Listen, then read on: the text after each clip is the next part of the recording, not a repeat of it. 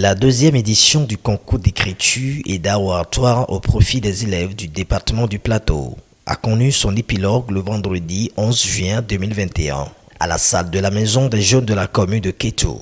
La phase finale de cette édition mène sur le ring le CEG Ampobé, CEG Kitibo, CEG Onigbolo et le Collège d'enseignement général 1 de Sakété. Pour César Godonou, directeur départemental de tourisme, de la culture et des arts du Plateau, le gouvernement de Patrice Talon a vu juste d'initier ce jeu qui consiste à préparer et révéler de bons orateurs. Le concours d'écriture et d'art oratoire n'est pas un rendez-vous de grandiloquence, de bavardage, n'est pas une occasion de récitation. Il est plutôt un rendez-vous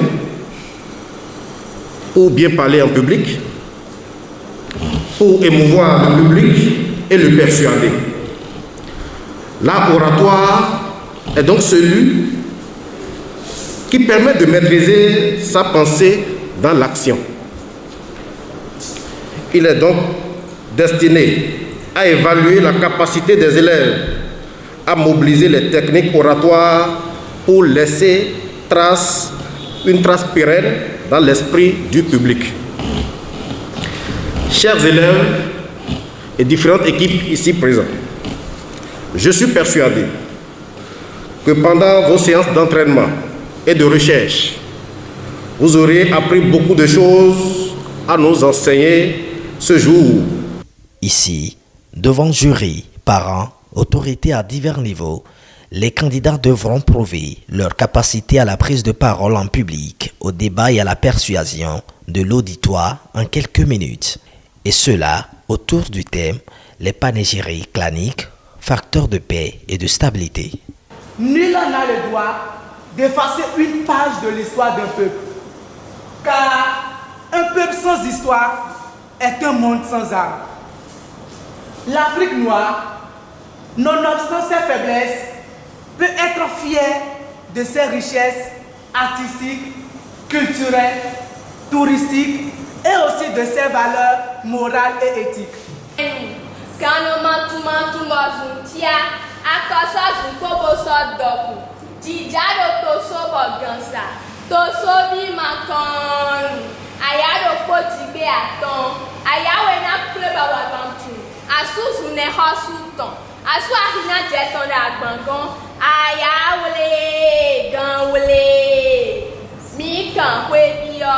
Nous pouvons dire que dans les sociétés traditionnelles africaines, le panégyrique clanique est d'une importance capitale. Aussi vieux que le monde, le panégyrique clanique était considéré comme un élément qui fonde l'identité socio-culturelle africaine, plus particulièrement celle béninoise. Ayant comme repère l'oralité qui se transmettait de génération en génération. Cet élément de l'identité socio-culturelle est indubitablement un facteur de paix et de stabilité sociale.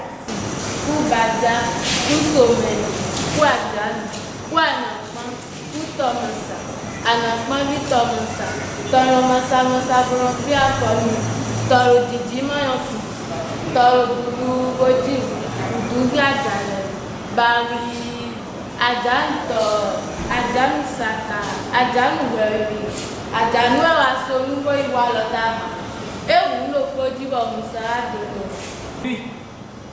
Combien connaissent leur nom clanique et combien peuvent déclamer leur panégyrique? On a un membre du jury. Mesdames et messieurs, chers camarades, vous serez d'accord avec nous que la réponse à toutes ces interrogations est peu. Peu de personnes connaissent la valeur de leur panégyrique clanique. Peu de personnes connaissent leur nom clanique. Et peu de personnes peuvent déclamer leur panégyrique.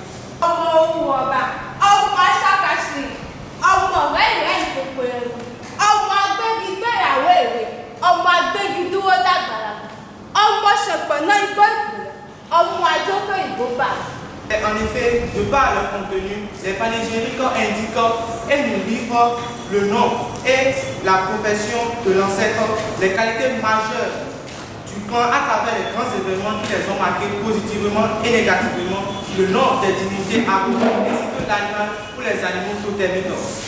Mesdames et messieurs, tous les éléments que nous venons de citer sont contenus dans les panégyriques et constituent une boussole pour l'individu.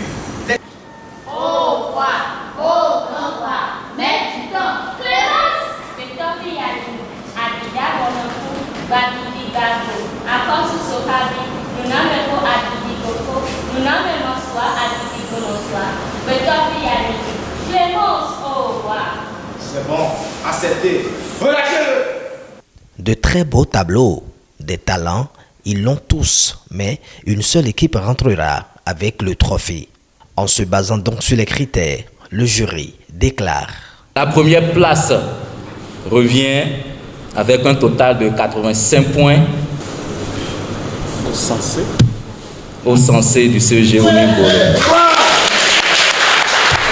La joie de l'équipe gagnante est au paroxysme, surtout quand on sait que cette même équipe a remporté la victoire à la première édition. Je vais dire, l'épreuve a été un peu stressante, mais je vois que grâce au soutien de nos collaborateurs ainsi que de notre établissement et de notre encadreur, tout est bien passé. Comme notre encadreur le dit souvent, quand on s'échine lors de l'entraînement, l'épreuve devient facile. Le numéro 1 du tourisme, de la culture et des arts du plateau n'est pas lui aussi rentré sans exprimer son satisfait. Selon César Godonou, toutes les valeurs culturelles du Bénin ne sont pas perdues. Il y a encore de l'espoir. Il me revient de reconnaître l'ingéniosité du ministre du Tourisme, de la Culture et des Arts, M. Jean-Michel Abimbola, qui met en œuvre un programme assez alléchant. Un programme qui nous permet de faire renaître le patrimoine immatériel de notre département. Avec ce que nous avons vu ici ce matin à Kétou, ça prouve à suffisance que tout n'est pas encore perdu et que nous avons encore de l'espoir. Il suffit de s'y mettre, de travailler pour résolument faire renaître nos cultures qui sont en train de perdre un peu de la vitesse. Je voudrais donc nous demander à chacun, où qu'il se trouve, d'y travailler pour que nous ne perdons pas totalement les repères. Ce concours, je suis un grand acteur culturel. J'ai beaucoup écrit sur les panégyriques, mais ce que j'ai entendu ce matin-là, ça me dépasse largement. Le directeur et toute son équipe ont gagné le pari d'une organisation transparente et réussie.